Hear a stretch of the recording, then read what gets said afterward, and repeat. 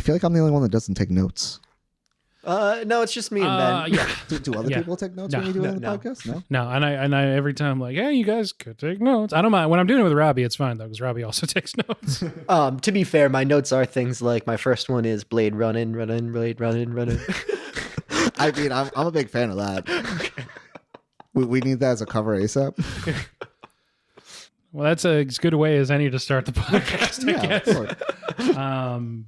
As you know, I don't really know how to start the podcast yet, but I'll probably do something like, wait, hold on. What you got for me? What are you going to say?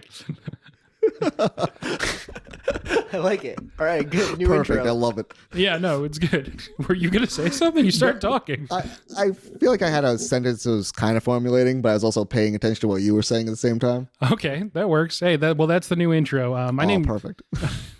Welcome to Late to the Movies. My name's Ben Holt, and this is the podcast where my friends and I get to fill in our movie blind spots. Every week, we'll pick a movie that either I or a guest hasn't seen before, but really should have by now. This week, the movie is Blade Runner.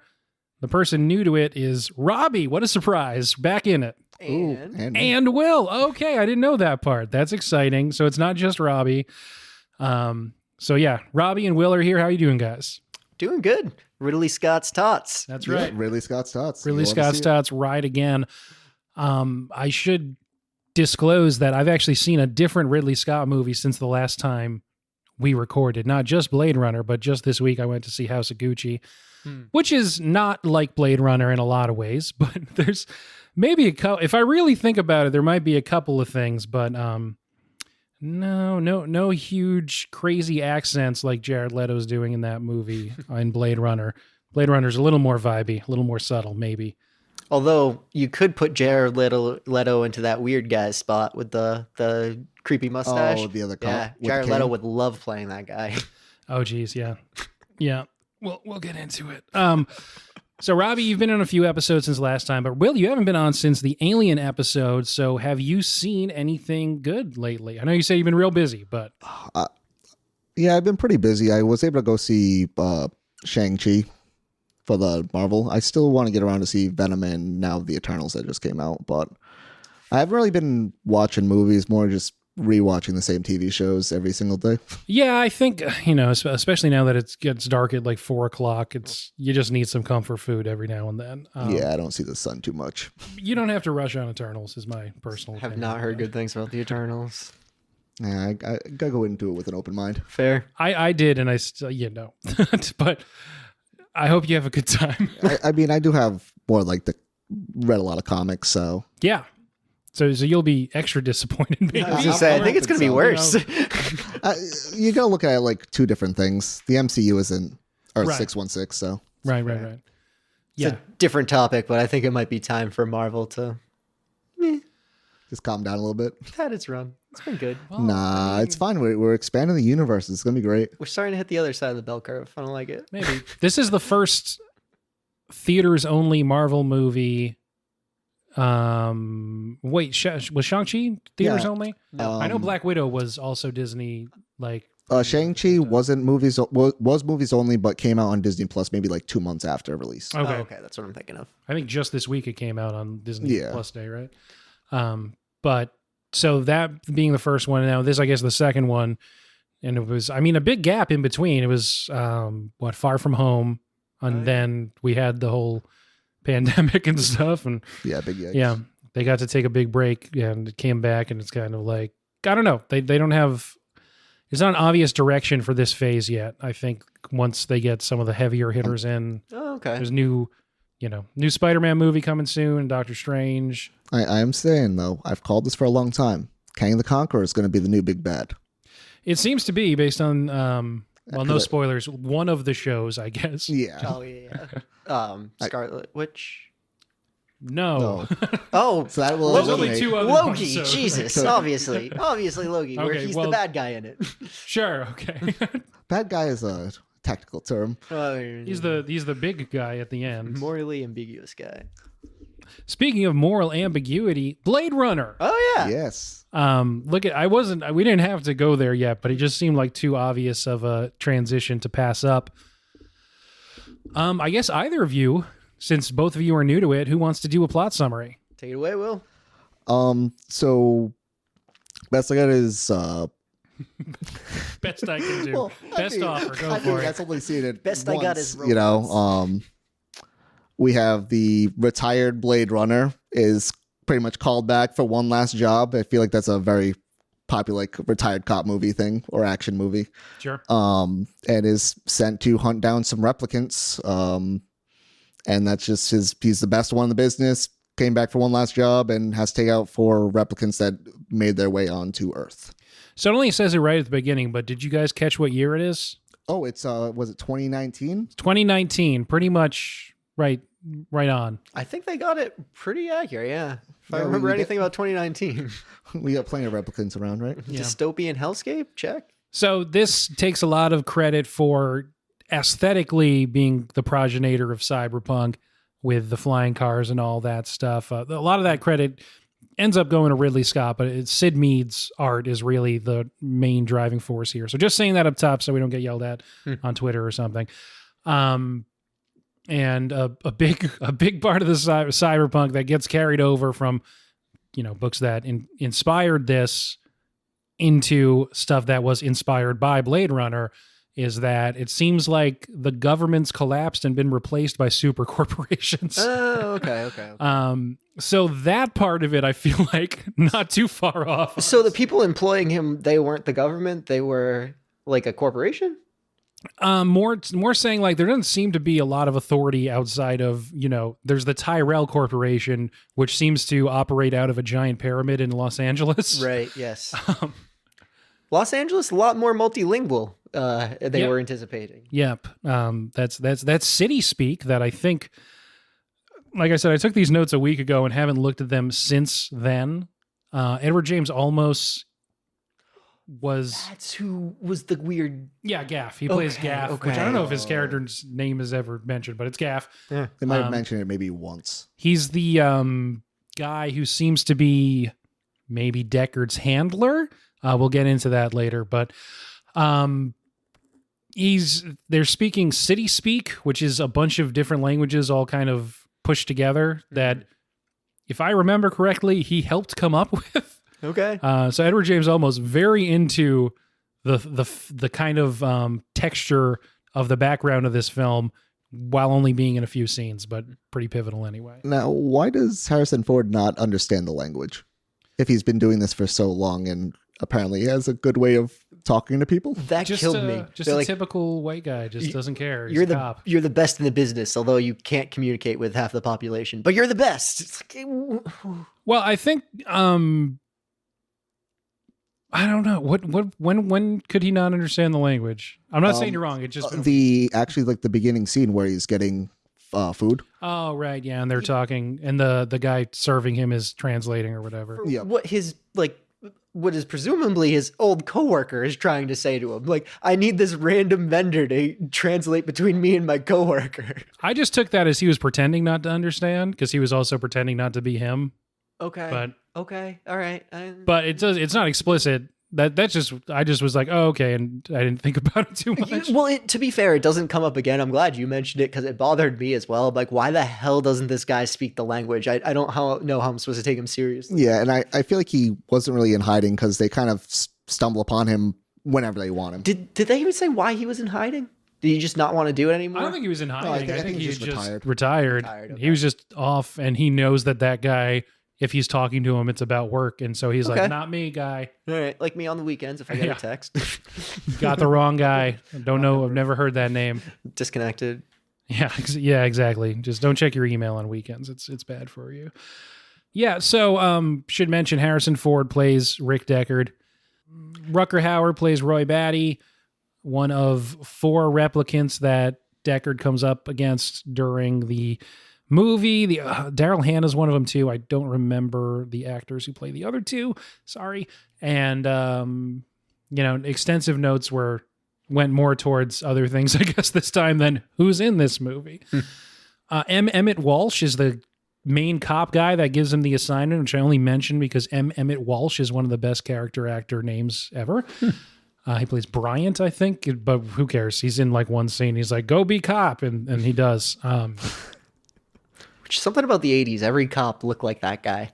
Well, yeah, that's the thing. It's playing on the sort of, 30s and 40s hard-boiled detective noir stuff, mixing it with the cyberpunk, retro futurist kind of thing. That's something I wanted to mention when I was telling you before. So up front, I wasn't a huge fan of this movie, and I think a large portion of that is I do not like the noir, like that LA noir game people loved. Hated it. I can't watch those. Like when a show does a play on those episodes, I skip it. It drives me up a wall. Like the black and white smoke going. What's going on, Gam? Like no, nope.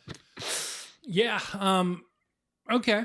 Yeah, sorry. I have other issues with the LA Noire game, but we'll get into that when we run out of movies and start talking about video games. All right. And you were in between, I think, right? I enjoyed the world. I don't really mind the whole like noir or like aesthetic, but I do.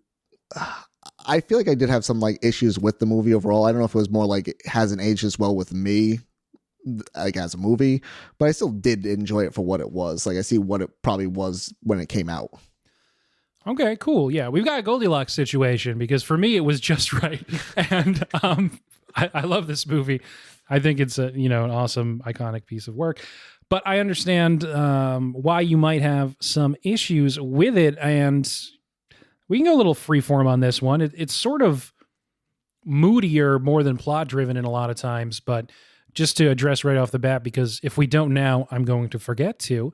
The version we watched was the final cut, which is the one that's available on Netflix right now, and the one that is purportedly the truest to Ridley Scott's vision. There is a lot of differences between it and other cuts. Most notably, the theatrical cut that came out originally in America had an additional narration track from Harrison Ford that Ridley Scott was forced to include by the studio, who thought that people weren't going to be able to follow it. Have you guys watched any clips of that narration? I have not. I have not either, but I feel like it would not have fit well in that movie at all. No, because Harrison Ford, if you've ever seen him introduce a category at the Oscars, doesn't care about other things. I don't think that man has cared about anything in his life. No, he likes crashing planes and smoking weed, and that's all he's about, and maybe his earring, but that's it. I was noticing watching that movie, like I haven't noticed this about Harrison Ford before, but does he want to be an actor? Like, it doesn't seem like he is enjoying himself or like he wants to be here. Like, does somebody like kidnapped him? Is he okay? Well, yeah, I mean, famously, I don't know how apocryphal it was. I wasn't there, but he was cast because he was just sort of around when they needed someone to run Han Solo's lines in Star Wars auditions. He was there as a carpenter, right? And just him and Jesus. Carpenters, that is what they wanted to do, and they just were called to other things. Forced in other roles. Yeah. But he, in the narrative track, it's really bad. I wish I had watched it again with that just so I could have more quotes to pull, but it's not really good. He is kind of even more hamming up the noirish aspects of it, but I don't know if it's because he is purposely making, maybe he's just bored and kind of comes out like that, but he's, it's kind of like she had robot legs all the way down to the floor, that kind of thing, That was my other thing when I was trying to think about my criticism of the movie. It was how much of it am I upset about because there's clearly supposed to be a little bit of the noir style has that narration. And you could tell some of the gaps in the storyline where it was just, a little bit of jazz and some scenery probably could have used a little something. I'm assuming it wasn't what they made Ridley Scott do, but to the noir theme, I think that's a pretty common element in it. Oh, for sure. And that comes from radio plays back in the day because that's all they was narration. So yeah, it's definitely, you can see why they were like, I bet this needs some of this. And then Ridley Scott didn't want to put it in, so it comes out terribly. And just also note, between the director's cut and the final cut, which the director's cut doesn't have the narration either, but it looks a lot different. Oh. And there's some scenes that for the final cut have been refinished, and a lot of, I don't know, the final cut just looks better to me. You can look up a YouTube comparison. Maybe you like the other one, but especially the most iconic scene in the movie, there's some pretty big differences on the scene on the rooftop at the end. So you'd say that's the most iconic scene in the movie? Oh yeah. The you people wouldn't believe the things I've seen. Yeah. Ooh, tears in the rain. So good.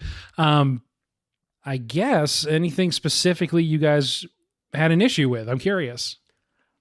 So I've actually managed to boil it down. Great. So I think part of it is just the nature of being like one of the first things. It's tough to portray that. I do get a little caught up because I think there is stories that came before this that are maybe a little bit better done. What it came down to is like if you look at a movie like I, Robot, right? It's a story about a robot showing human qualities. And I feel like that bleeds through really well. But when we have these actors trying to be robotic, I don't think they didn't do as good of a job betraying humanity as a robot trying to be a human did, in my opinion. So it was kind of lost on me where I could tell I was supposed to be like, well, who's the real person? It's like, well, these people are acting like fucking weirdos. Like they're not, their portrayal of what a robot trying to be a human would look like didn't really line up with what I was expecting or what I thought was a good portrayal of that. But I've seen that, 50 times since this came out. How much credit do they get for kind of spawning that, I guess is that's an interesting way to put it. When I was in college, I watched the movie Double Indemnity, which is credited of a lot of the noir stuff. And it is impossible to watch for me today because just growing up with, like you said, any TV show, I feel like any cartoon as kids had like times it would slip into the noir pastiche and it all took lines directly from Double Indemnity. And so then you watch it today and you're like, oh, this is really cheesy. It's like, well, it wasn't at the time. It blew people's minds at the time. And that's how I'm trying to approach it. I don't want to shit on the movie. I can see where it's been perfected. And I think it really ruins the initial watch, this is the first time where I regret not watching something earlier. Like I was thinking when I watched Silence of the Lambs, like me getting to watch that as a 30-year-old as opposed to like a 12 or 13-year-old where a lot of people saw it was probably to my advantage. I think I probably got to take a lot more out of that movie than a younger audience would. But with this one, I think the opposite. I think I would have been better off watching it younger. Okay. I totally see what you mean. And you kind of feel that, but not quite as strongly. Or well, not that. I think my main gripe with the movie is, for someone who's supposed to be the go-to guy to find replicants, he gets his ass handed to him the entire movie. Like, I guess he's very good at the detective work side of it, but like for someone who probably is like taking out so many replicants beforehand, he does not do a good job. Well, I guess the Nexus 6s are different, right? And then we're outlawed, so I don't know. But they were outlawed, but just from Earth, though, right? They could still be in the colonies. I gotta watch the opening text crawl again. They could. I did. Well, they're considered illegal on Earth. Well, so that was like one of my notes specifically about the Nexus 6s was why just Earth, and are they still slaves on the outer colonies? So like, is there any ones that just get to live free, or in this world are they all just like you have a thing to do and you have to go do it? Well, they all know that they have a very short timeline, and according to Roy, living in fear is slavery. So maybe they're all slaves in a way. Well, we're all slaves in that definition. What's the difference between 4 and 60 years, honestly? Well, hey. Well, it did say that that's what it wants you to think about, I think. well, it was only the Nexus 6 that got the 4-year. Yeah. Were all the others just immortal then, or? I think the other ones were more robot-y robots. Oh, okay. I think that's the implication. It doesn't necessarily show you, whoever, but maybe it does. That might be another bit of the problem I had with the movie is I think they didn't try to flesh out the world as much as I would have liked them to. I think there was a lot of missing elements to the story that they just tried to flash up on a blimp screen real quick and just be like, this is the setup, where they could have made a much better picture before throwing us into it. Yeah. You're saying that you want a more fleshed out world instead of just a block of text. Yeah, because I didn't even get to see what was a replicant supposed to be doing? What does a replicant doing its job look like? How is this supposed to? I think manual labor. Yeah, from what it seemed from the little blip that it was anything that was considered hazardous for humans, or where they didn't have the capability to have machinery, they could lift, say, 4 or 5 times whatever a human could, and so that you're not jeopardizing human lives. But then you're kind of skirting that line of, is this considered slavery because now they're more considered human? You gave them emotion, or is it not because they're still technically machines? And I mean, so that obviously always breeds its own questions of like, why did you even give them emotions in all of this? But I think more the point of what I'm getting at is like, you gave me a group of 4 replicants, and I think Ben hinted at this, but presumably 5, because I think there's a theory that Deckard is one as well. Well, then that would make it 6. 6. Because with Rachel. Because with Rachel's the one you find out later on. But all of these ones that you've provided to me are provided as exceptions. Like the 4 have developed personalities more than what you normally develop, because they mention that they kind of grow into their own thing.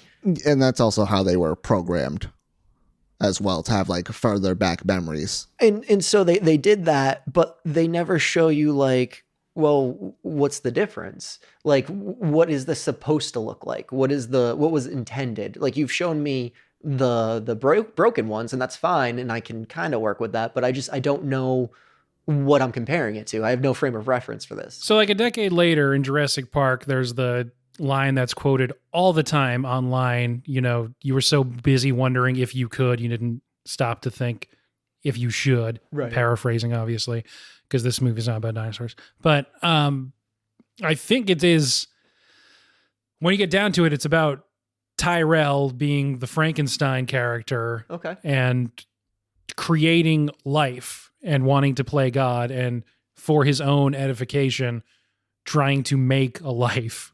Interesting. As human as possible. Interesting. And then not really grappling with all that entails. That's how I always take it. I think there's a lot of, it doesn't show you, the exact blueprint of how this world works. It just says like, this is what's happening, this is what's going on, and these are the themes I care about. Right. In this little section of the world.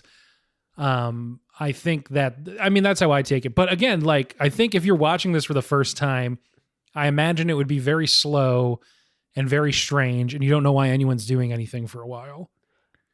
Yes. I mean, especially when super fair. You introduce Gaff as like one of your first characters, and it's like, all right, is everybody like what's this guy's deal? And then again, it's just deal? like, why is he dressed like why is he dressed like this? What's with the origami? And I mean, the only purpose that seemed to serve is like at the end to let them know that like he was watching him or let him go or whatever, when he put the little like swan on the. But outside of that, it's like, what? There's another reason for that one, but we'll get into that at the end. I think great. I think we should build to that. Man. Just all over the place. Okay. Yeah. I might have to watch this again. Maybe I just missed a lot. It did have a lot going on. You've always got a lot going on. We know that. I think it's totally fair to not enjoy this on a first watch. Not that you need my permission to have your own opinion, but I'm just saying. No, but I like to. Like, I'm trying. Well, as I was watching this, I was trying to think. Okay, if I didn't know what was going on here, would I know what's going on here? And like, no, you fucking wouldn't.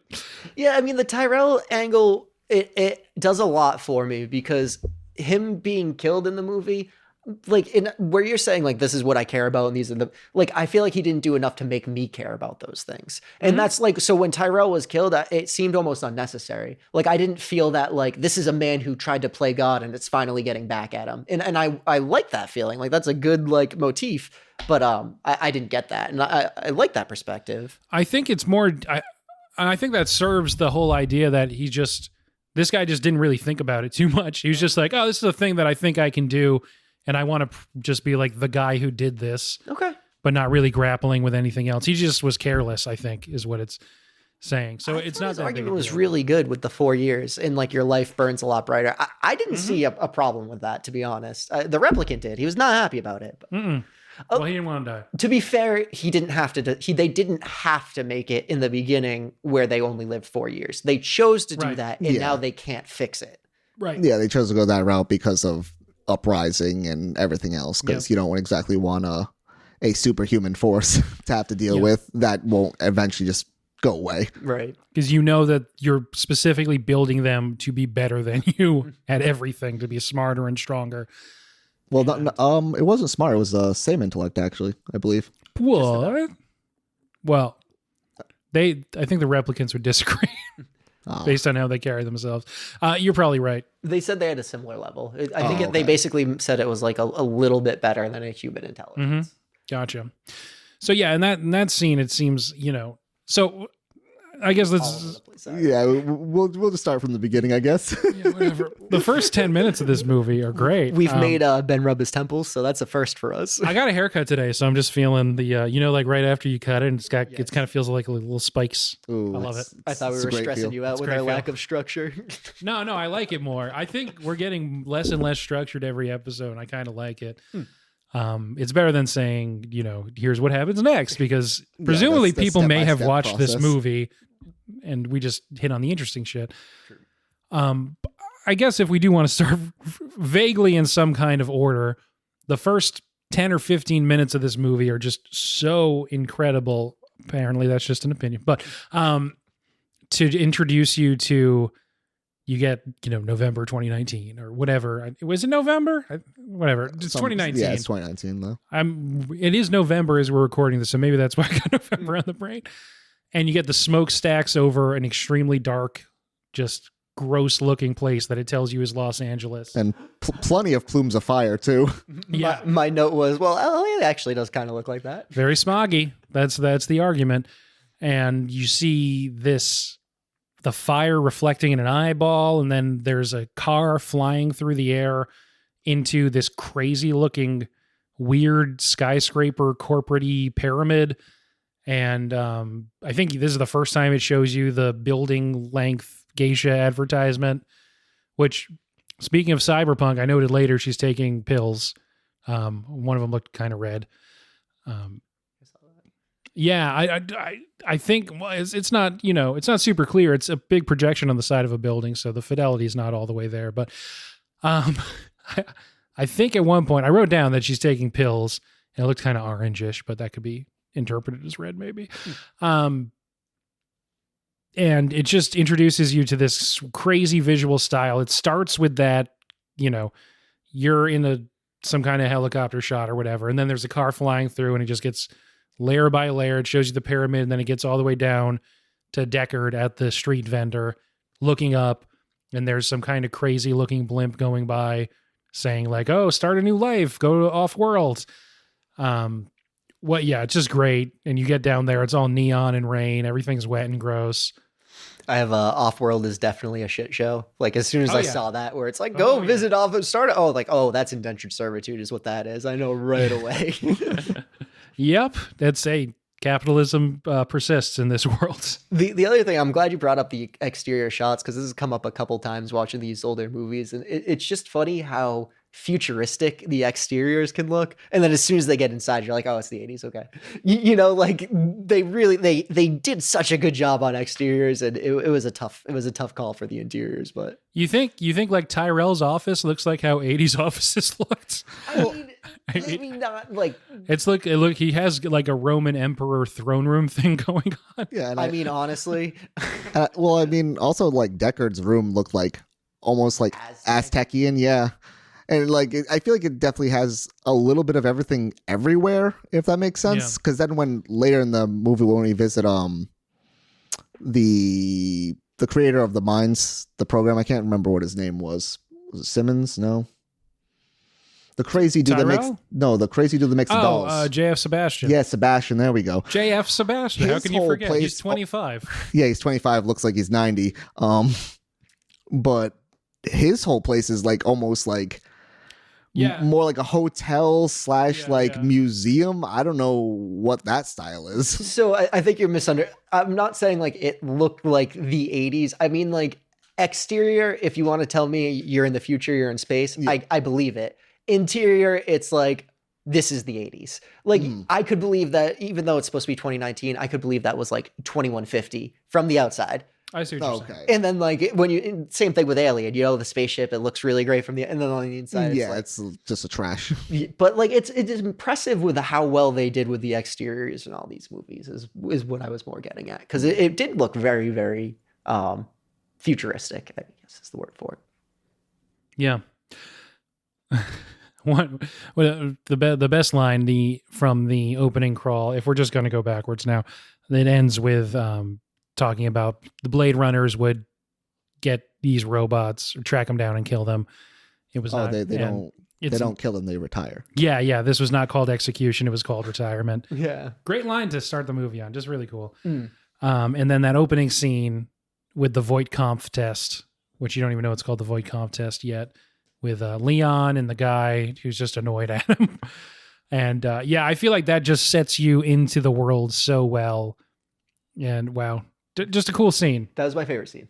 Yeah. That was my favorite scene. So it's the best, and I've heard of them before, and I've had a terrible time conceptualizing it, but it's the best example of a Turing test I've ever seen, where it's like determined to tell if you're a robot. And like when they started going down that turtle question, where there's no purpose to what he's talking about, you can see why he would be frustrated. And I thought that was just very well done. Very, very well and you can like see that without hitting you over the head on it, Leon, who's a replicant, is trying to follow the logic of the question and he can't, and that's what's frustrating him. Exactly. Yeah. So I thought that was very impressive. I was very, very happy with that. Yeah. That scene's so cool. Why is the turtle on his back? Yeah. Doesn't matter why. Yeah, it was like every single thing. It was just needed that line of logic. Which now that we're talking about it, I guess I need the same thing. So fucking nobody retire me. When Deckard is brought in by Gaff to meet up with Bryant, Emmett Walsh, he tells, if you're not a cop, you're little people. One thing that I was keying in on this time, a lot of cyberpunk stuff is very explicitly anti-cop. Okay. And watching it with that in mind this time, I feel like this movie is also very anti-cop. Okay.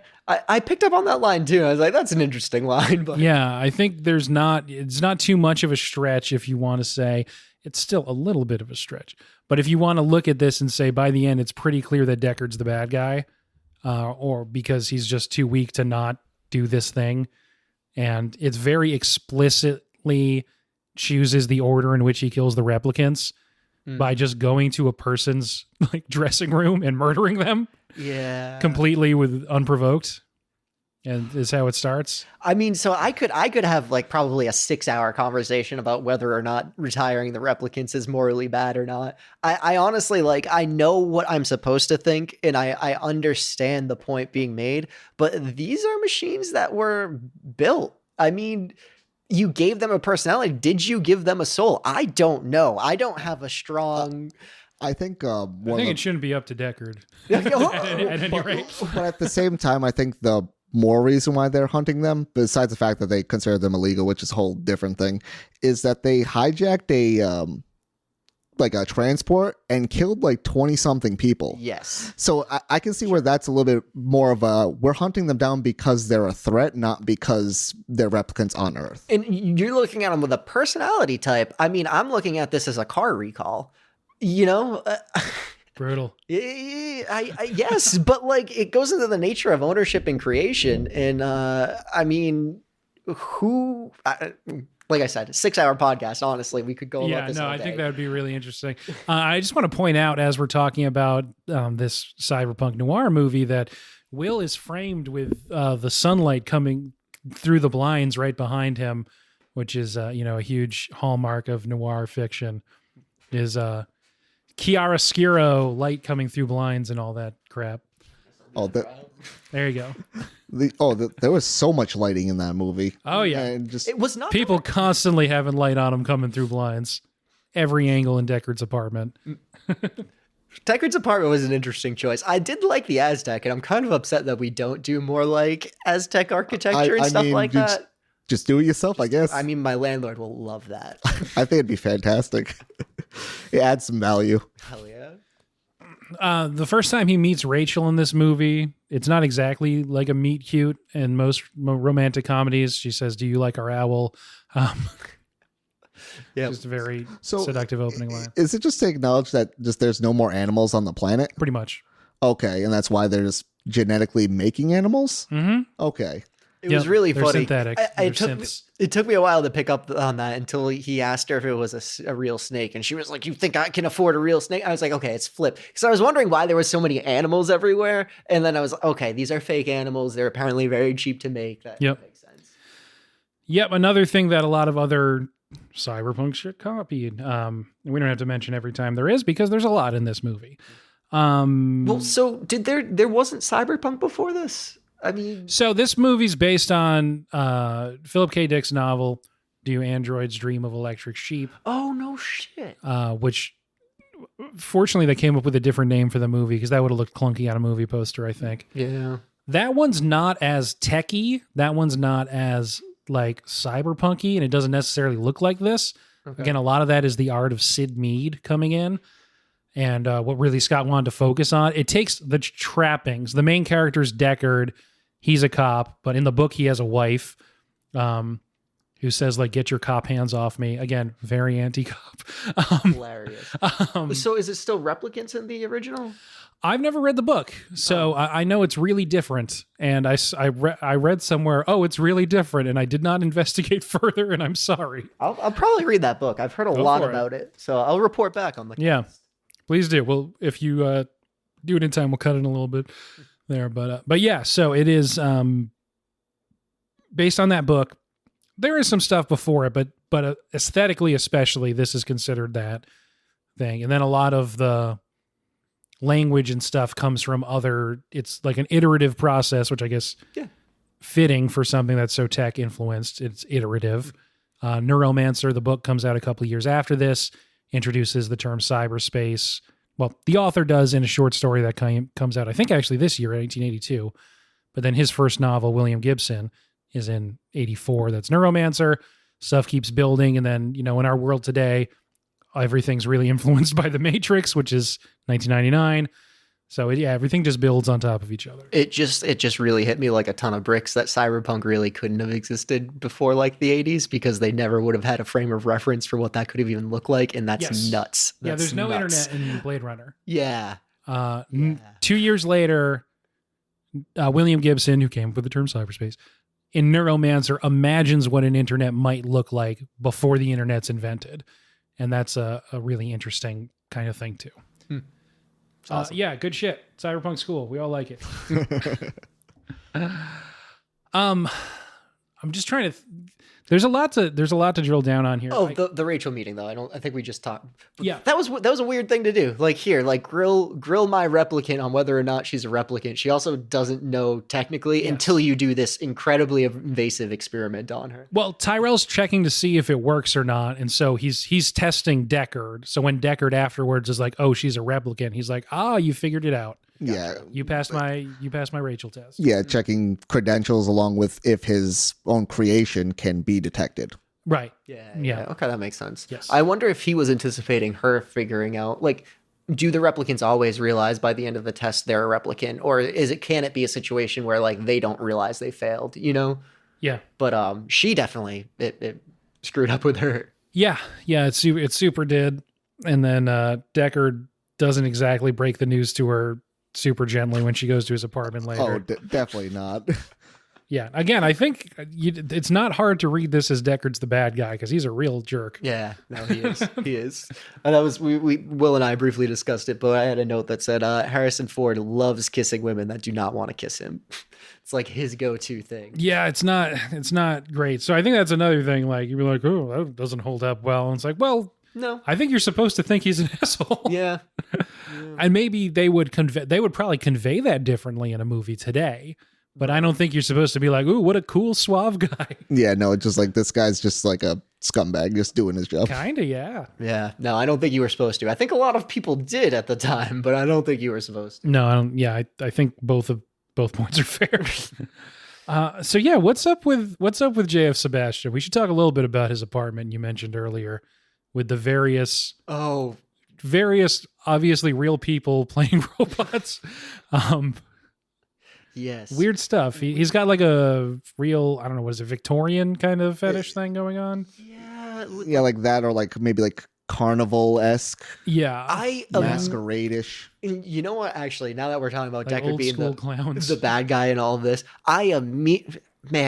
So I immediately assumed that he was going to be some creepy weirdo that just like wanted to take her apart. And I'm now just realizing that was 100% the fucking intention, that he actually wasn't a bad guy. He was just somebody that was just trying to do things he liked. And I went off and I judged him right away. And I think that was the point. Yeah, because he got that old face for a 25-year-old. He's the reps use him to get into Tyrell's, because in a move that I appreciate, they never explain why this guy who is the janitor who does like normal trash pickups just in the city streets. They also inspired Good Will Hunting. Yes, exactly. Is also like pretty good friends with seemingly the most powerful man in the world.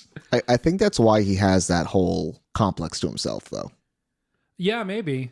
I think it's more like, hey, like you get to live in this lavishly. You kind of have whatever you want. Yeah. We're friends playing chess kind of thing, but also like just kind of be away from everyone. But so wait, was he the janitor? Did they? He's picking up trash when we meet him. Like, I thought he was just walking back into his house. Oh, I thought he was because. oh, okay. I thought he was just going back into his house too. I didn't think. I thought his car looked like a tiny trash truck, I think, and maybe that's where maybe that's where my brain's going. No, you know what? I know exactly what he was doing. He was picking through trash for parts to build more, and that he Smart. found her looking for more like. I'm going to edit this so it looks like I knew the whole time.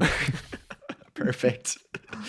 But yeah, no, that makes sense, because it would be really weird if this janitor also like had a high level knowledge of robotics, because that's why I didn't question that where he knew Tyrell, because I was like, oh, maybe Tyrell actually like even stole things from him, like he's the real master. Oh yeah, he's the guy who made the thing that the rich guy made his idea because, you know, whatever. He can do it. He has the resources. Right. Like, you know, if you work for Google and you like are developing on one of their computers or something. Yes. Yeah. Notice work computer. Yeah. Personal computer. Yeah, exactly. Don't let your work cross. If it's for you, it's for you. Personal. Yeah, for sure. Okay, yeah, that makes a ton of sense. But yeah, they use him to get into there. So here's a question I was thinking about as first-time viewers. What's your understanding of what the replicants are trying to do on Earth? Like, what is their goal? Yo, what is their goal? I don't think they know. Well, I think they're just trying to live and exist and like not really be found, just kind of do what they feel like they want to do. I feel like they have like the general build or resources to kind of manipulate their way into whatever like place they want to be. so the ambiguity works not just with the morality, but also with motivations of characters and the plot itself in this movie, where that's how this time I was like, oh, okay, they got their goal is we need to figure out how to reverse the 4-year limit. The guy who's most likely to know how to do that is Tyrell. Everything we're doing is getting to Earth and finding a way into his office so we can talk to him. I got that towards the end. Yeah, but while it's happening. while it's happening, and what threw me off is like, why was one of them just like a rock star apparently? And like, how did he get away with just, and I know they said like, oh, they're just retired, but like there was no questions that this woman who was presumably on stage and famous just got gunned down in the streets. I took it like more like a strip show. Oh, Yeah, okay. I'm assuming that was like way of getting information or Because resources. she was naked when she came off stage. Because when they were listing off the different replicants, she was a pleasure model, right? Yeah, she was the pleasure model. Oh, I thought the other one was a pleasure model. The No, other she one was the was like, assassin. yeah, the assassin. She's a bad assassin. Oh, She's most of her assassination maneuvers are gymnastics based, which Yeah. seems like a strange choice. It was a very weird choice. That mansion scenes, they felt like those weird 80s like trippy music videos where you're like, what the fuck is this like safety dance? All of like a sudden, what's going someone's on? animated. I don't know what's happening. Exactly. So let's actually go through it this way then. We'll go through the replicants he kills in order. All right, there you go. Starting with Zora, the pleasure model, who he goes and finds at the club that he tracks down after finding information from the a scale. fake snake scale. Yeah. So he finds her there, does a real weird gambit where he pretends to be in like a union rep for performers or something like that, right? Yes. yeah, making sure like they weren't getting taken advantage of or Yeah, but however he it was. chooses to purposely come off as extremely creepy. I think he was testing her. I was thinking that he wasn't sure if she was the one or not, and his way of being so off-putting was like he was doing like an on-the-fly like test. Yeah. But it was also weird. Yeah, the I voice thought choice was exactly. Like the voice choice was like he made a strong choice. I was just like, oh, so Harrison Ford can act at times. He doesn't just have this one persona. And it's weird. Like she's never met you before. Why are you trying to change your voice? I think he was just entertaining himself there. That's fair. That's what Deckard does for fun. So yeah, he's just kind of a jerk in this scene, and then she just tries to run away, puts on her see-through coat, and like takes off. Yep. And then he shoots her, and she runs through like 7 panes of glass in Yes. slow motion. Well, Still I think it was more to show like how sturdy they really are, because it takes two shattering shots. Yep. Yeah. But I think it, like I said before, I think it's very like an explicit choice that the first one he kills is just trying to run away from him. Right. And was just like performing on stage and wasn't actually doing anything dangerous at that time. We know that they've killed people. We don't know if she has. We specifically hadn't seen her do anything that was even questionable. Yeah, like exactly. she specifically was just like a random person that got murdered in the streets. Yep. Right after he murders her in the streets, retires her, Leon attacks him, but that's like Leon sees him gun down his friend in the streets and then attacks him. And yes. Okay, like you can just, you see what Leon's going for here. Rachel shoots him in the head. Way to go, Rachel. Yeah. Interesting choice. I'm wondering what was going through her head. I'm also real curious of the policing laws there, seeing he just just people shooting each other in the streets. Yeah, just shooting each other. He's no just line of waving. sight. Just civilians everywhere. Just going, and then all you do is be like, "Here's my badge," and then they're like, "You're good, bye." Yep. It is funny because when he took that shot, I was like, you'd never see that in a movie today because nobody would like actually take a shot in a crowd like that. They'd be like, oh no, like a police officer would be like, oh no, I can't take this. And they're like, no, fuck it, just no.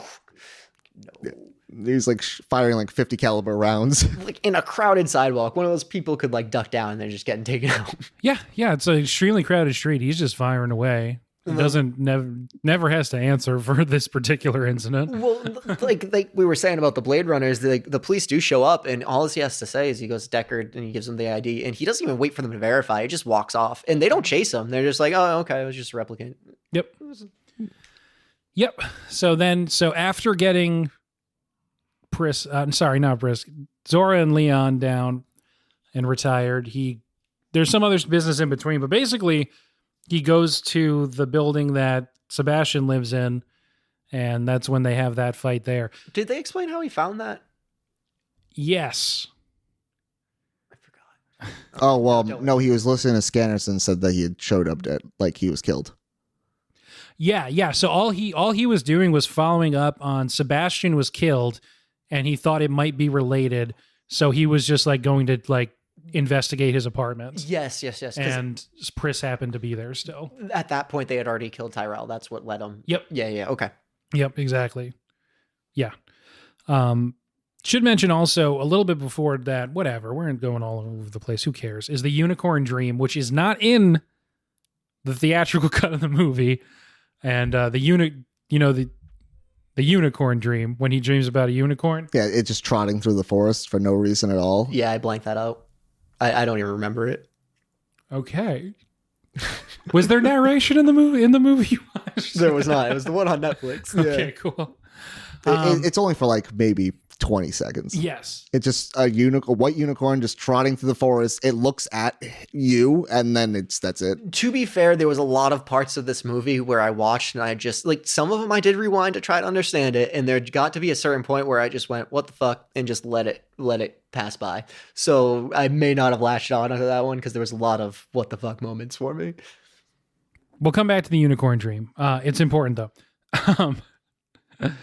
Oh, I'm sorry. Before we move on, because we mentioned him killing old young guy, Benjamin Button, that kind of takes away from the moral ambiguity, in my opinion, because he was also just trying to get away at that point, and he killed him. And I double checked that. I need to make sure. So the replicant did kill him, and that was straight up murder. I think what you see with Roy is that Roy is kind of losing his mind, and he's gone over. He's just gone over the edge, and he's really just like desperately trying to find the answer to this cure, and then Tyrell can't give it to him. So in a fit of rage, he kills Tyrell and kills Sebastian because Sebastian happens to be there. And I mean, Sebastian also would be their only lead to them as well. But hey, before we go too far, we should mention right before he kills Tyrell, he does make out with him. Ridley Scott loves robots making out with people, either their creators or themselves. Good point. But yeah, no, I mean, so I guess if he had like smashed his throat in, it just seemed like, because I had to rewind to make sure. And like, now that you mentioned, I remember listening like, oh, they found the body, because he calmly walks and follows him wherever he went. So I get what you're saying. It's the only lead, but you know, on the morality side of things, I think we gotta mention both black marks, and that's a pretty big one. Oh yeah. I'm not saying like Roy's the good guy. I just think think Deckard's the bad guy. Okay, all right, that's fair. That's fair. That's just how I was trying to zero in on this time is all. And maybe I'll edit this so we're actually talking about the movie in order. But I just had to know when he's looking, Deckard's in his apartment looking at a photograph. It's right after the unicorn dream thing. And he's zeroing in and he finds out some information, whatever. He is doing like an enhance sequence from like detective fiction and procedural TV. Incredible. He's just going like basically going enhance and like zeroing in and moving the photo around and stuff. And it's like, 1982, they're already doing the enhance thing. It was amazing. It wasn't even the enhance thing. It was like, zoom in on that mirror. Okay, well, now from there, we can go 4 rooms down the house and into that guy's bedroom. What the hell is going on here? Very cool. It was very well done, though. Yeah. The other enhances suck in comparison. If you're going to do it, go all the way. Yep. So all that stuff. I also can't get over the fact that it literally prints like Polaroids. That was very funny as well. Mm-hmm. It's like, all right, now shake it for a little bit. I like that too. Yeah, I think, you know, public officials always have out-of-date equipment, so makes sense. Fair. When Leon is about to kill him before Rachel shoots Leon in the head, he says, you know what it feels like to have an itch you can never scratch. Wake up, time to die. And then he dies. I think the idea of an itch you can never scratch, I believe is a pretty big deal too. But you know, cool shit. He goes not intending to fight Pris which is Daryl Hannah's character at Sebastian's apartment. He's just following up on a lead. She pretends to be one of the creepy dolls and then does some gymnastics fighting on him. Yes. And it works at the beginning, but then she's really kicking his ass. But then goes for like a real like WWE style finisher with like a huge run up and stuff. And she's doing back handsprings at him and he just shoots her. Yeah. Yeah, it definitely could have killed him a lot sooner. He definitely gets his like ass handed to him the entire movie. And I don't know how he's supposed to be the best of the best. I wrote here, never bring backwards handsprings to a gunfight. And I was really proud of that. That's great. I like that. You're welcome, world. The building that they're in, by the way, is the Bradbury. And I wrote here, I guess the Dick wouldn't have been as good, even though it's a Dick novel, to shout out Ray Bradbury instead. Get some sci-fi in there. Nice. After he kills Pris, just in a kind of another like she dies in a pretty upsetting way when she's just like convulsing on the floor. Yeah, like just malfunctioning. Yeah. And again, just a lady trying to do back handsprings. He shoots her right in the stomach a bunch of times. Fair. I also don't really understand what Rachel's MO for constantly following Deckard around was. Like after she found out she was a replicant, when you think that she would flee, knowing that he's a hunter? I think at that point, he's the only person who's talked to her in the movie that's still alive. Maybe not maybe a failing of, building a strong female character. But Tyrell's dead, and that's the only person she's talked to.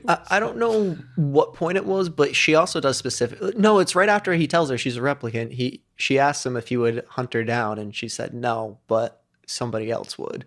No, but I'm saying like even before that, where she goes there, talks about her past, then he recites back like the thing about the spider describing. It's like, oh, you just have Tyrell's niece's memories, right. And then you find out later that she flees after.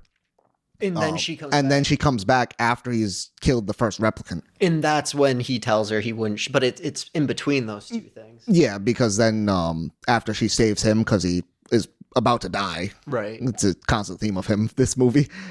Rachel saves him, and then later is like, hey, like, I owe you one. I wouldn't do that. I just write that off as her having nowhere else to go. Yeah.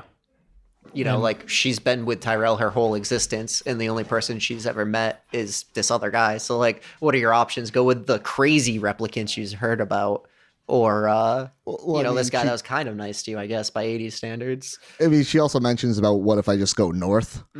So like, she had the option to just flee. Yeah, I mean, I could say, what if I just go north? I wouldn't know what the first thing about just going. You know what I mean? Yeah. Oh man. So yeah, I think with Rachel, it's just kind of like she thought she had a family and siblings and stuff, but it turns out she doesn't. So she has him, and he does owe her because she saved his life. And then I believe you're supposed to understand that they have some kind of connection. I don't know if that part's as successfully conveyed. No. My only thought for that was that he has like all those incredibly old photos on his piano, and maybe she happened to look like one of them, and that's why she changes her hair, and that's why you know so much about the niece. We'll talk about the photos again when we talk about the unicorn. I was going to say, I know where I can't wait for Ben to explain this to me, because I've heard all of the, I've not heard them. I'm aware of the theories, so I'd like to see how they come together. So, we'll get there. Just get where we need to go. Let's do it. Roy comes into the apartment / entire building that JF Sebastian seems to occupy, the Bradbury, and sees that Pris is dead, and then he kisses her because the robots have to kiss each other. Yes. Then he just he goes like feral kind of, and just starts messing with Deckard. And, I definitely got really confused why he took all of his clothes off. I think it's just like the clothes were in the way, maybe. So, and I mean, I don't know how to say it. I think, and this just came up as we were talking, but we're supposed to assume, since he just kind of shuts down at the end, he doesn't even get killed. This is the end of his lifespan. I mean, if it's a 4-year life and he's got like 6 hours left, that's like where everything's like, and if it is a natural like cell death, like his programs have started to shut down, and like it's just a big malfunction, I guess, is what I would. Right. I think that's my understanding too, because he does, die shortly after this, and it's not like he's shot, he just dies. So I believe that this is just like the final stages. And he definitely knows it's coming because of like the hand part, because that's the second time you actually see that clenching of the hand motion. It was interesting that they chose to do almost like a biological like deconstruction, he was like biological death. But we are talking about the running around and like the crazy motif, and I did have a note because Ridley Scott had to include a wet gun wall, I like to call it. Oh, sure. Where there was just the gun through the wall and there's just water dripping everywhere. And I'm just like, what is this guy's thing with dripping water on things that should not be dripping water? Yeah, I noticed that scene too. It's a very cool. Also, it's not even a scene. It's just one shot of a very wet wall. Is this entire world just always wet? Yes. Like it's just it's constantly cyberpunk. Raining. It's raining. This only ever rain, and there's just trash everywhere. And it's constantly night because of the fog in Los Angeles, so that rain is gross. Ugh. Oh man, it probably burns a little. Probably. One detail that I had actually forgotten is the part where, again, it's like a cat and mouse game. Then the mouse has a gun, but he can't do anything with it because it just doesn't matter. But Roy like punches through the wall, grabs his hand, takes the gun, and then just like breaks his fingers. I was like, wow, I forgot how visceral this gets at the end. Partly because some of the viscerality, whatever, I don't know what the word is, isn't in the other cuts, actually. Not even in the director's cut is there quite so much blood and explicit violence. And the part where he kind of like, puts a big nail through his hand. I wonder what that's a reference to. Oh, Jesus. Oh.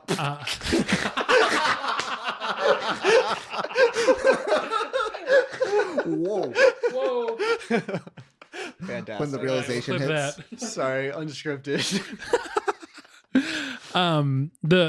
You just see him like start to do it in every other cut, and then it like cuts away. But in this one, you see it go all the way through his hand, and then he like looks at it and moves it around in front of the camera. Anyway, So like you were saying, it's like he's just trying to stimulate because he's losing feeling in his hand, presumably. I mean, he's reconnecting the electrical circuits is how I looked at that. Yeah. He's sticking a nail through it, and that's why it worked again. It made sense. Yeah, and I love this sequence so much. And again, it's like, I don't know, it doesn't make any sense. Who cares? Roy has gone full monster, and Deckard basically has no dialogue from when he talks to the cops before going in the building, before he even fights Briss, until Gaff shows up in the end. I don't think Harrison Ford has any dialogue. It's just survival mode, grunting and trying to climb up stuff. Does he say anything when he first enters the building? Because I know that he goes to make the shot and skims his ear. I don't think Deckard does. It's all Roy. Because I know think Roy says like something to lines of like playing fair or something like that. Yeah. I think just like right after that. Deckard was already in bad shape from the fight before. Yeah. And then I think he was just breathing heavy and like really trying to like. Yeah. So this scene goes on for a while. Roy does that thing where he punches his head through the bathroom wall. I could he's not like stop laughing. Hissing at him and stuff. It's so good. Yeah. Rucker Hauer, by the way, great job. He just died last year or the year before or something. But what a man. Yeah, I just definitely was not expecting the head through the wall at all. Nope. That's not the move that you're expecting. And I think he's just trying to freak Deckard out, which I can appreciate. I think he just like at that point was like, yeah, my mortality is hitting, and he's just like, I'm just gonna make a point this entire time. Like I don't think he had any real intentions of killing. He's just showing like, look, I don't want to die. I'm a human. There's no difference between us. Cool shit. So they keep climbing up and up and up, and Deckard gets up on the roof, and this is between probably this and the Voight Kampf test with Leon at the beginning of the movie, certainly one of the more iconic scenes in it.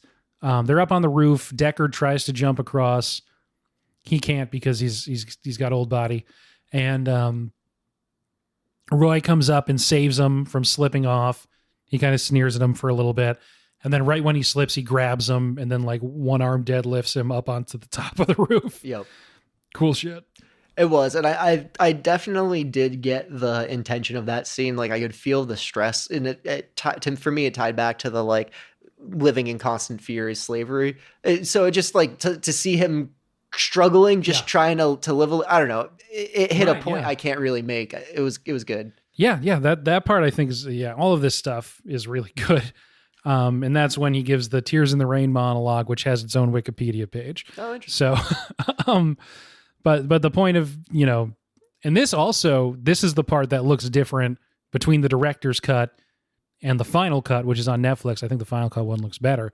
The lighting's different. And then you see a shot of the sky as the dove flies away. He has a white dove.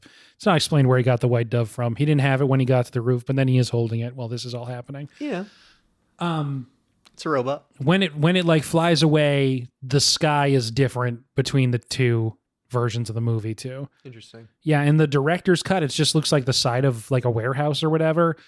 In the final cut, it looks better.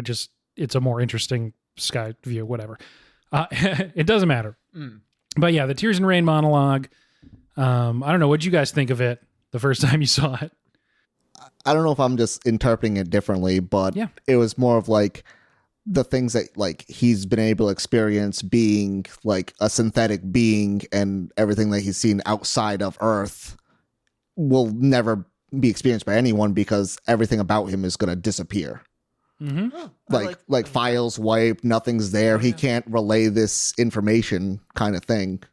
I like that take. I can see that.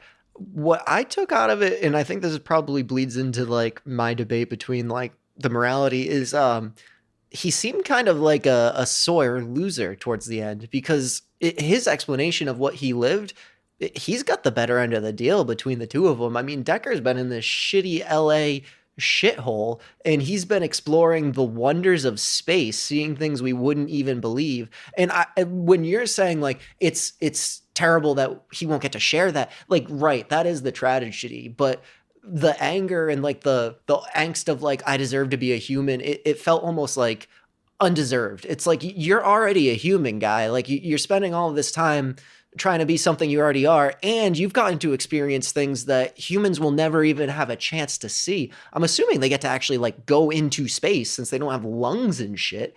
Like, I don't know. And I think that's I take it as that's what he's telling Deckard. He's almost taunting him, like, you think you're like a real person. You'll never experience the shit I've experienced. I've actually lived. You aren't living. And I mean, maybe I'm just taking it the wrong way, but for me, I think we're thinking the same thing. It's just tone, right? Yeah, and I'm just like, so why were you such a dick about things? Like, you're the winner, man. Go explore space. What are you doing on this shithole? Well, he's trying not to die. 4 years is a short period of time. And it's been 3 years and 364 and a half days, apparently. It's anytime you start talking about space, I always get that space mindset where we're talking about billions of years, and honestly there's really no difference between 4 and 60 years or 80 or however 600. Yeah, so 4 years feels pretty short though. Oh yeah, it does. But I definitely see what you're saying. So again, I think they're all learning about themselves. So yeah, just so we have it here, I've seen things you people wouldn't believe. Attack ships on fire off the shoulder of Orion. I watched C-beams glitter in the dark near the Tannhauser Gate. All those moments will be lost in time like tears in rain. Time to die. And you know what? It's sad for him, but hell, it's sad for the rest of us. I've seen things you'll never see. Like, yeah, we all have our own personal experiences. Right. And I mean, it's good. I'm coming around in the movie now. But... At any point, do they explain how they found out they only live 4 years? It's in the opening crawl. No. I know we know but like, do the synthetics know? Like the replicants? Doesn't seem like a secret. Yeah, like it seems like it's part of the deal that they were told or whatever. Even if they weren't explicitly told, if everybody just knows, there's no way to. It doesn't seem to be like anyone's trying to keep the secret from them. It's like what we were talking about with Tyrell before. It's careless. They probably shouldn't tell them. No, especially if you're going to develop a multi-year backstory. I think that's why the 4 years feels so short for them. Because if they didn't have a frame of reference, it would just be their time. Exactly. Yeah. You know? Exactly. That a lot of parts of that speech, which isn't even that long, have been adapted into other things.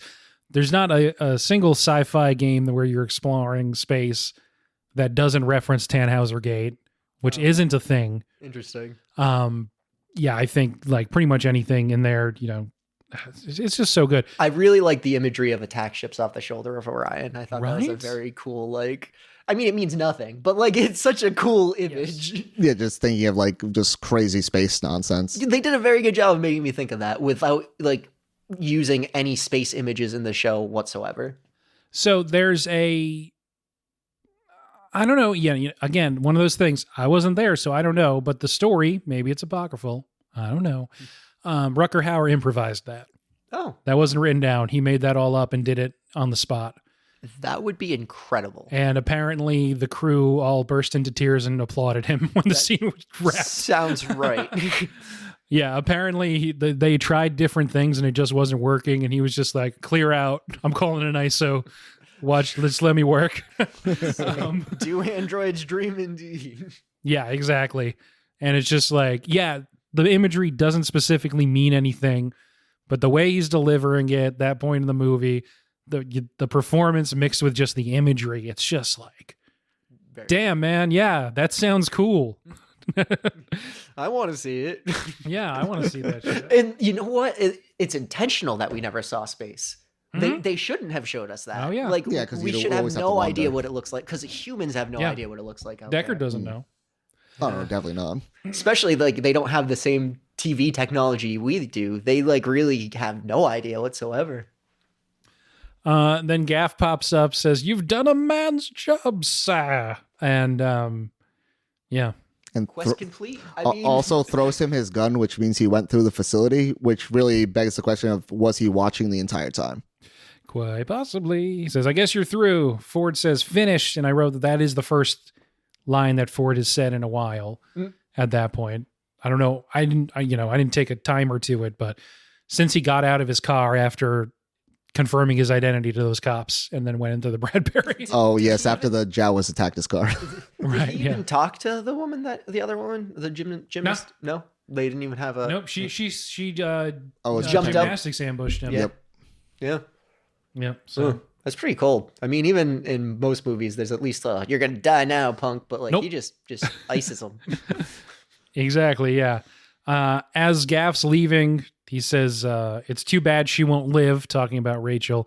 It's another famous line for the movie. And there's been a lot of like nuance in it, but this one not as much nuance. It's too bad she won't live, but then again, who does? Yeah. That is pretty much the end of it. Deckard's back in his apartment. Rachel's there. He makes the decision to not turn her in or to retire her, but to instead try and run away with her. He does have that feeling that someone has broken into his house too, because he goes gun drawn. He does, and then he sees as he's leaving that Gaff has left origami there. As we were talking, and you keep saying we're going to get to it, I realized that the origami he left there was an origami unicorn. Yes, it was. Which, how the fuck do you make a unicorn horn in origami? God bless him. I mean, like, he seems all to the crazy things that have happened in this movie, it's like, that origami seems too difficult. It's too difficult. I mean, come on. When do you have time for this? It seems like whenever he goes anywhere, he makes something incredibly fast, which just begs the question of if he is also a replicant as well. Is that one of the Specifically theories? for making Is there a theory that he's also a replicant? I mean, if you Google is blank a replicant in Blade Runner, there's going to be an article about it. Gotcha. It's not a popular one that Gaff is a replicant. But it is popular that Deckard is a replicant. Is that what we've been getting to? Almost there. Almost there. All right. Also, I do, just from like an art standpoint of whenever they are talking with like the replicants and everything, the eye glow was really nice. I appreciate that because like there's points where you can see like, I don't know if they're more like focused in on what the situation's going, if they're like processing something, because they don't all show it, but all the time. It's only particular moments. Right. Yeah. Yeah. And if you haven't seen it, it's like when you see, a dog that's outside at night and there's a light reflected in their eye or whatever. It kind of is a sort of brownish circle inside a circle that you see in I think every replicant's eyes throughout the movie. And at one point you see it in Deckard's eyes too. The movie, so he picks up the origami unicorn. He nods as if he understands something.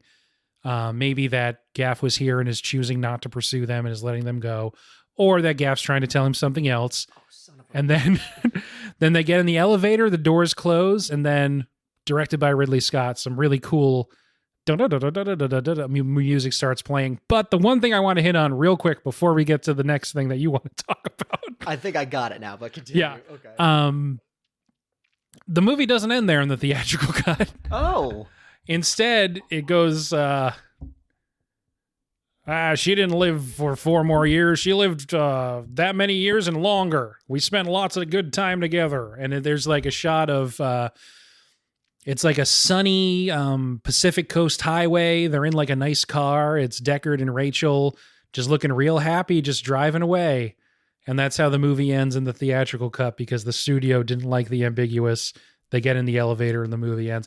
It doesn't fit at all. No, it is so bad. Not a fan of that. It doesn't look. I think Ridley Scott specifically was like, I'm going to make this look as little like the rest of the movie as possible because I want to make it explicitly clear that this does not belong here. Put it after the credits. Yeah, I mean, almost, yeah.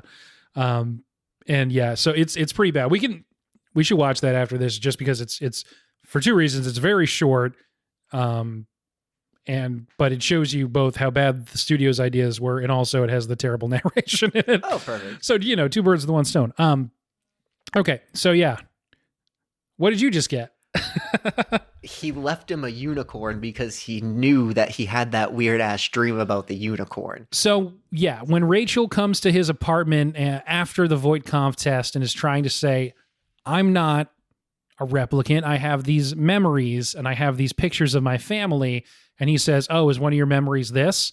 And he's like, oh, you never told anyone that, right? Yeah, no, I know because that memory was implanted in you. Yes. Deckard is looking at pictures of his family and old pictures of stuff when he has the unicorn dream, and Gaff knows about the unicorn dream, and he hasn't told anyone about it. Gotcha. Yeah. So that's the most specific thing. There's a bunch of other things too. Like we mentioned, the glow is in his eye at one point. The thing that took me out of that is Gaff was so goddamn weird that I just took the origami as like a Gaff was going to kill him and didn't pay attention to what it was origami of. Like I couldn't tell you what any of the other origamis were throughout the movie. So I just blew right by it, but it makes sense. I think the first one's a swan. Something like the that. The second one's like a weird match person. Mm. And then there's like a little person at one point. And then because that's when he finds the snake scale, I believe. Interesting. Which it's very impressive that he is able to do this in about 30 seconds. Him looking around the apartment, but So what are the other? So the eye flash, unicorn dream, the Gaff and Deckard relationship. People think Gaff is his handler or something. Did they mention handlers, or is that just like they assume? It seems like something Ridley Scott said later. He's never explicitly answered it. He kind of almost has, and sometimes he's just said, "You're an idiot if you don't get it." Literally, those are his words. Okay. But he has basically said, like, maybe Deckard's like a Nexus 7 or something, and Gaff's there to make sure he keeps him on task. Gaff obviously doesn't like him, just the same way that other people just kind of are crappy to replicants throughout the movie and don't really care about their feelings or whatever. Right. And Deckard ultimately doesn't want to do things that he's constantly doing. He's clearly very obedient. Might not be part of it, but I'll just throw my own artistic interpretation. Yeah. He could be so weird and out there because we're seeing him from Deckard's perspective and he's a regular human. And Deckard's like, why is this human so freaking weird all the time? And, maybe he's just wearing a nice shirt instead of a suit. And it to us, it looks like that weird pimp get out here. Yeah. I don't know. So, yeah, the unicorn dream sequence seems to be a pretty explicit answer to this question. It's not in other versions of the movie. Oh, God damn it. So, yeah. So, again, it's like way more ambiguous to other people who've seen it. Harrison Ford doesn't think Deckard is a replicant because he thinks that the audience needs a human character to latch onto. Yeah. I don't really need Harrison's takes forward on anything. No, Ridley Scott has literally said, "You're an idiot if you don't get it." And then when he's expanded more on that, he said the thing about, maybe he's a Nexus 7, maybe Gaff's a handler. Right. They figured out some kind of process that makes them not go crazy and kill people. And Deckard seems mostly docile compared to them and whatever. But a couple other notes. He's the only one who can fight replicants. He doesn't he gets his ass kicked, but he doesn't die, and he does ultimately win fights against them. No one else does. They don't punch through him like they presumably could do. Yeah, it's considering he punches through the wall to grab the gun. So exactly, yeah. Other people, they just blow away. It says at the beginning, they killed 20 people, and they didn't take any damage. They didn't really make it, and they weren't wounded. They weren't wounded or anything. And then again at the end, it depends. Another question of tone. You've done a man's job, sir. You've done a man's job, sir. Interesting. Interesting. Is he saying you did a good job for a robot, basically? Right. Almost like a man would have. Well, yeah. Why else would he say that? It's not a common phrase, so people are like, "That's a weird phrase. What does he mean by that?" If he said it to Rachel, it would be a lot more ambiguous. Now, the way the kind of rapey kind of scene where he's pretty much ordering Rachel to do things, would you say if he is a replicant he has some form of control, or there's just general phrases you can say to replicants? I think that's just general dynamics of Rachel didn't have anywhere else to go and he was kind of manhandling her. Yeah, okay. Now that we're talking about maybe he's a Nexus 7, for all we know, those replicants didn't even escape. They could have just been released as a test for him, maybe to see if this new breed of Blade Runner, maybe they were all replicants. You don't really know. It absolutely could have started with a short scene of them hijacking a ship and going to Earth or something, and it chooses not to do that. Right. It's not like this movie didn't have a lot of budget. They certainly could have started with a short scene like that. But yeah, like you said, it's important that it stays completely on Earth the whole time, even though that this is a space traveling society. Right. Yeah. And I have a couple notes of like, well, what does the other stuff look like? And yeah, very clearly, like that's. Yeah. So, and just to get everyone in there. So Harrison Ford says not a replicant. Ridley Scott says you're an idiot if you don't get it. And then also says, yeah, he's definitely a replicant. And for his part, Philip K. Dick says, you know, that's the wrong question to ask. It doesn't matter. There's no difference between replicants and humans. And that's kind of the point. Oh, that's the right answer. Right. Yeah. He says you should be asking different questions, basically. You know, we're really going to have to ask this question in a lot more detail because it's going to become a problem of like actual realistic morality. And I really don't have a definitive answer. I know we're supposed to. I do not have a definitive answer. Do you have definitive answers on this question? Which question? Would you give those replicants the same rights as human beings? Would you consider them a human? Yeah. Well, I think pretty soon we're going to have corporations insisting you have to sue individual self-driving cars and not the corporation. Oh my God. If they like run over a family member or something. They're almost going to have to. Yeah. Because they have to program logic into those things of what to hit and what not to hit. And if somebody has to program it, they're technically the person responsible for it. Oh man. We need any lawmaker over 60 needs to go now. I can't even wrap my head around this problem. Like, but sorry, that's a little too political for this. As for like the replicants, I feel like it just depends on their intelligence, I guess, or how they can perceive everything. If it's more of just like a basic, like, this is my job, I'm programmed for this, versus like I have, like we were saying, do they dream kind of idea, the same thing that's like brought up in like in iRobot. It's like, do we dream? This is what I dream of kind of idea. Then they could have rights. It's obviously we're a distance away from that we have to figure out, but I'm going to tell you right now, for me, this question answers the same question of like, where is God for humans? If he existed, we fucking killed him. And if we build this, they will kill us because we will feel the ownership of we created them and we can do whatever we want with it. And I feel like that's a common feeling and belief, and it's going to be a really big problem because I don't think that's right either. Yeah, and that's a question that I always enjoy investigating, and when fiction touches on it, it's always super interesting. I think precisely because we don't have a good answer. Yeah. But yeah, from Mary Shelley and Frankenstein to, I mean, this, and Tyrell isn't the star of the movie, but that ends up being the most interesting question, really. Right. Yeah, no, I mean, I just love that concept in general because it's always funny to me where it's like, well, if they're God, why couldn't they do blah, blah, blah? And it's like any example we've seen of a God that creates something can absolutely create something that can destroy it. Like, that's just the nature of creation. Yeah, and just to kind of go macro on it, this is something that Ridley Scott clearly is still thinking about because 40 years later, he's still making movies about that exact thing. Yeah, I mean... About the nature of creation and meeting your creators and being disappointed or vice versa. Oh, man, I feel like now we got to make our way around to Prometheus at this point. Are we doing them in order? We've done 1 and 2 kind of in order. He did a movie before Alien called The Duelists that I think its budget was like $500K, so we're not counting that for these purposes. Oh, is Prometheus the next one after this? No. Well, no. No. Oh, okay. He's got about 30 movies. I was going to say, I thought there was a lot of movies in there. Yeah, he's been working, man. He's had 2 movies this year alone as like an 83-year-old, so he's been working. Yeah, I mean, I'd love to do one on Prometheus. Yeah. Should I tell the podcasters my crazy ratings?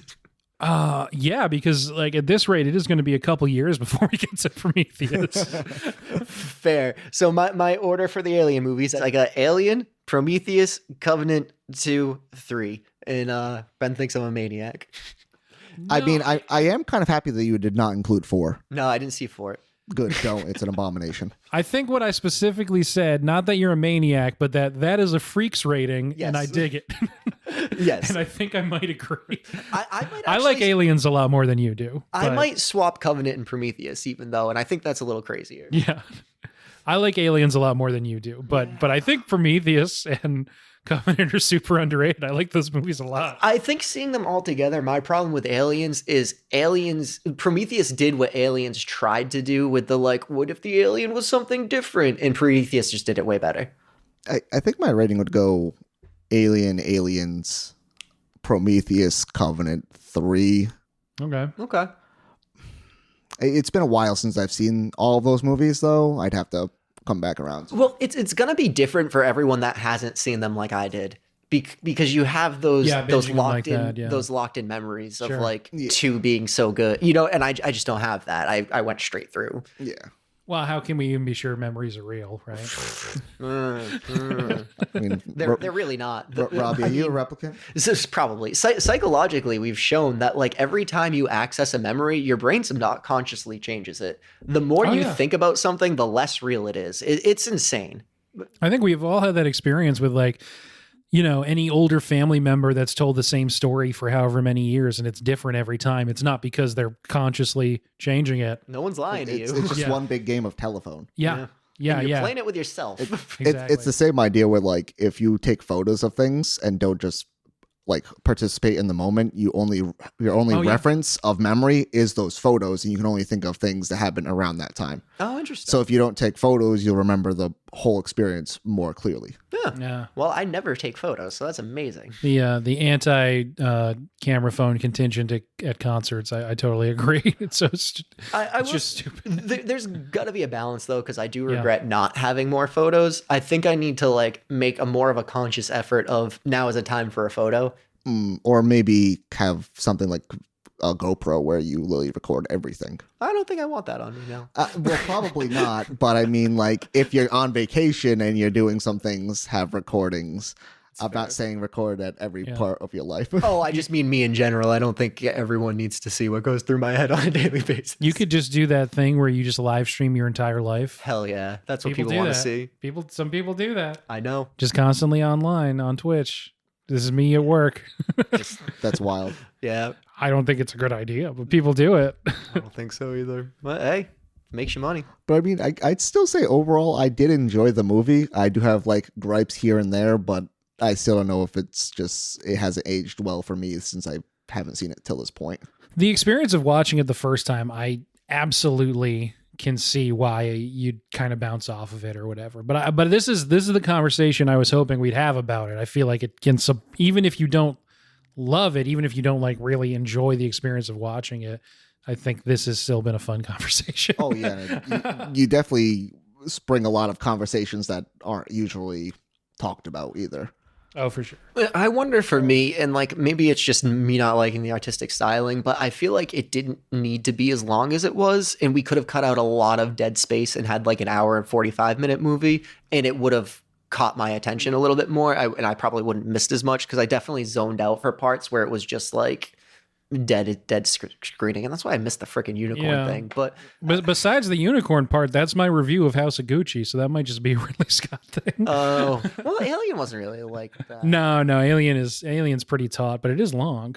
Yeah, no, I don't mind the length. I just it's the noir style. They do that there's literally like 1 minute stretches where there's nothing. It's just saxophone and scenery, and I get it. It's the style. I hate it. Now, if they did a little bit more world building with that extra 15-20 minutes, would that be better? It probably would have been a perfect movie for me because I really like the subject matter. I think it's just the delivery threw it off for me. But it's the first, you got to give them some slack for a delivery, I think. Yeah, I like it now, repeated viewings, knowing what you're getting out of it, not expecting more than what's there, is maybe helpful for this movie. Because I really like just hanging out in the world and it just being like, here's the street. And I'm like, yeah, there's the street. Let's look at the street. Okay. Now, is it a sequel that came out, or is it the same world? Is it a remake? Yeah, we haven't talked about 2049. Blade Runner 2049 came out, I want to say, 2017? Yeah, it was relatively recently. That was a mistake. We're going to be around to see how bad they screw that up, too. He should have done like 2150, so we couldn't see how bad it turns out. Because we're going to live to that. Yeah, that's... And to be clear, the 2049 is a Denis Villeneuve film. He just made Dune. Oh, and, it's not Ridley Scott. Nope. It's directed by Denis Villeneuve, and... Like just work on Dune. Yeah, he just practicing for Dune. He got the scale with the action that time instead of just the scale with sad Ryan Gosling. For the record, I love Blade Runner 2049. I think it gets into a lot of interesting stuff and ultimately sets up a sequel that doesn't seem like it's ever going to be made about a replicant revolution. There's an undercurrent in 2049 about replicants starting to organize. And they're just never going to make a sequel because it didn't make that much money. Oh, so it's pretty much like, was it Beyond Human? That's fair. Yeah. Is that like what it looked like it would turn into? Probably. I mean, it seems like that's what it's going towards, and just like, yeah, let's get into it. But I thought 24/9 was cool. I like Ryan Gosling as an actor. I don't know. Harrison Ford's in it again. It's gonna be interesting. I'm like, because we talk about robot uprising, and like my brain bounces back and forth. 'Cause I'm like, we absolutely can't make robots because they're absolutely gonna uprise. But the flip side is like that has to be programmed somewhere. They have to have a want or a need. I don't see where that comes from. We're gonna get here though. I feel like we'll be alive to see some form of android. See, my thought is that it can only be as smart as the smartest programmer. Depends on how you define intelligence. It could be more knowledgeable than anybody in the world. Well, I mean, I can understand them having like, obviously we have our phones. You have all of humanity on your pocket, but I guess they just have immediate access would be my assumption. But I don't think that they could create more thought or like be able to make themselves. The concept of having them create original ideas is something that I don't think we've worked out. I don't think that has happened yet. To be able to be smarter than a human, though, like when we build AI neural nets, we're basically building neurons and brain cells that self-learn and self-train. And I think we're getting to a point where they can start building them themselves. And once we let that run wild, I think they'll be able to. I think our technology will limit it, but they theoretically could build a better brain than a human being because they could just keep programming themselves better and better. I think our brain processing is better than any computer we could possibly build. Mm-hmm. So we can't build something that could keep up with our brain. But once that changes, I mean, we've started storing data on DNA. We're getting into Blade Runner territory. Yeah. So that like what you're talking about, they can think things a lot more efficiently than we can.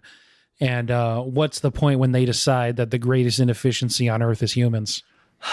Yeah. Well, and so we say that. And that's just the basis for sci-fi.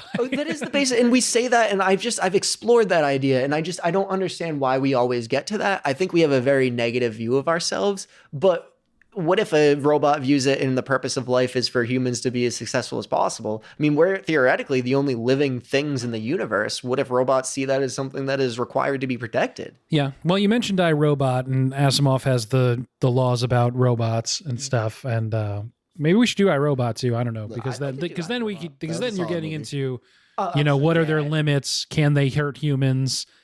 Yeah. What are the situations in which they could hurt a human? Which iRobot, and then you kind of blur those rules a little bit. These movies always make me go on a tangent. I'm sorry. Oh no, it's great. It's a podcast. That's what it's for. All right. We are only tangent. Yeah, we exist to tangent basically. Yeah, so you guys, I think fair to say, appreciated the movie. Oh, no, definitely. I enjoyed it. I did not have a bad time. It was cool. Good. Cool. Yeah, mine was more a critique of how it was done than what was done, I guess. Yes, yeah. The subject matter and endlessly interesting to me, and hopefully to our listeners, because we're about an hour and a half in now. And then, like when we're talking about iRobot, I think iRobot did touch on something similar, and I think they maybe did a little bit of a better job, but that's probably an unpopular opinion. I don't know how well liked iRobot is. I mean, the source material, I think Asimov in general is considered the guy on robots. Okay, more than Philip K. Dick would be. That makes sense. You get what you have to work with. Yeah, and I mean, you do have more source material the further you go in. Mm. Oh yeah, right. That's super true. Just as you keep building, there's more stuff to reference. There's more stuff to build on top of. Yeah, different theories that no one thinks of or different angles. Yeah, they're only going to get better and better. It's going to be fantastic. You got to give like top notch credit for building this original concept. Oh, definitely. And that deserves all the credit in the world. So like I said before, I don't have a game. I did write down here, try to convince me you're not a robot based on a Turing test, but I wrote nothing else under that, so I don't know how to do that one. Well, I think Robbie's a robot.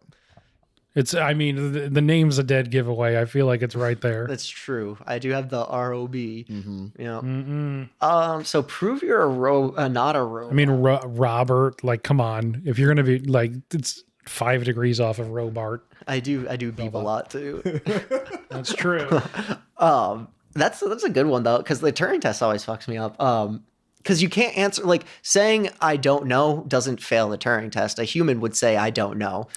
And it'd be true, right? It would be true. A robot fails a Turing test by either answering a question, like asking a robot what love is, it would only ever give you the definition. But if I said love is when you wake up in the morning and you smell your wife's shampoo resting on the pillow and you think, I want to do this for the rest of my life. A robot couldn't say that. That, like, what is that? That's just, I just gave you a series of situations. I didn't give you... Yeah, you gave an actual example of like what love is to you versus what the definition is. Just this love. Love is the like release of oxytocin, serotonin, and one other one. Blah, blah, blah, blah, blah. It's like you having compelling relations to another human being. Yeah. But I think this Turing test we can take, I could probably pull one up. Have you guys ever watched Ex Machina? No. I have not. I think that's a good. If you liked specifically the kind of stuff we're talking about is all Ex Machina is about. Yep. So I would check that out. Great movie. Basically, reclusive tech bro guy, genius, billionaire, whatever, invites an employee to his house in the woods, and there's like a robot lady in the basement, and he basically sets the employee about the task of trying to like talk to it and teach it to be a human, essentially. Interesting. So this must with the idea of specifically calling out a Turing test and like getting it to pass a Turing test. So that can't be the origin of like calling something an ex machina. No. That's from what, Greek Okay, drama so the full and, Deus ancient Greeks ex machina, because that's basically a Mary Sue, right? Like somebody just comes in and well, it's God from the machine, Deus Ex Machina. Literally, the end of dramas, stuff would be very bad for the human, and then they would like literally like lower using a machine a character playing God from like the top of the stage or whatever. Okay, and he'd come down and be like, "Everything's good now." Because I know the expression when you're like, "Oh, that was an ex machina," and when you were describing the movie, I'm like, "Okay, it can't be from there." Yes. So yeah, Deus Ex Machina, God from the machine. You know, here's been your. Well, I guess that's Latin. I don't know. Greek and Latin are basically the same goddamn thing. Yeah. I'm gonna get roasted for that one. Yeah. So yeah, that's Blade Runner. Good movie. It was Blade running and running. Running and running. I hate you so much. This has been late to the movies. My guest today, Ridley Scott's Tots. We'll carry it forward. I should have pulled this up. Do you know what his next movie is? If we were going to go in order, eventually, we're just going to be like, screw it. I just want to do Gladiator. I definitely I would love to do Gladiator. I'd love to do Prometheus. That's not too recent, right? I mean, that's like 12, 15 years old, something like that. Yeah, his next movie's Legend. Never even heard of it, to be honest. Never seen it. And then Someone to Watch Over Me, then Black Rain, and then Thelma and Louise. Great movie. Good shit. Good shit. So yeah, like I said, I thought Thelma and Louise was going to be like a black and white, like Bonnie and Clyde kind of thing. Is it not? For the record, Bonnie and Clyde also not in black and white. Really? That's not from the 40s? No. Huh. I got a horrible view of movie time frames. Bonnie and Clyde is like a period piece. Okay. But it's what, the 60s, I want to say? 60s, okay. Great then, movie, yeah. What was the other one? Thelma and Louise. That's from the 90s. 90s? Yeah. Okay. Great movie. Anyway, so yeah, if we were going to carry forward, that would be what's next on the Ridley Scott tap is, like I said, Legend. We'll look into that. Maybe. Fucking, who cares?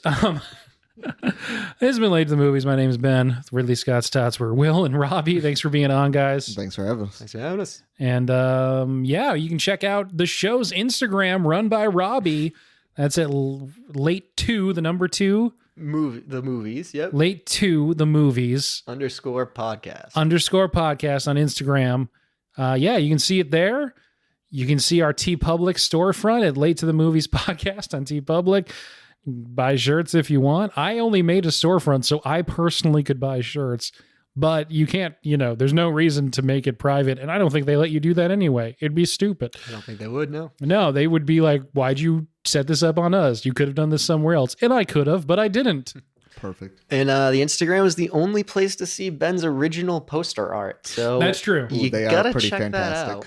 That's true. We've done a few. So I think we've only put up 2 so far. There'll be more. But there's more. The one for the next episode is great. And I also wanted to mention, because if you were someone who was trying to follow along and watch the movies as we're doing these, we haven't actually been saying what the next episode is at the end. Oh, right. After this episode, we're getting into Christmas stuff, and the next episode will be either Muppets Christmas Carol or Die Hard, depending on what we record first. Well, Die Hard is a Christmas movie, so. Yeah, it's a great Christmas movie. I love it. I think it's going to be Muppets Christmas Carol first, then Die Hard. So if you wanted to watch the movies beforehand, that's what's coming up. Thanks again, guys. Thanks for having us. It was a great time. Yep. And the episode's over.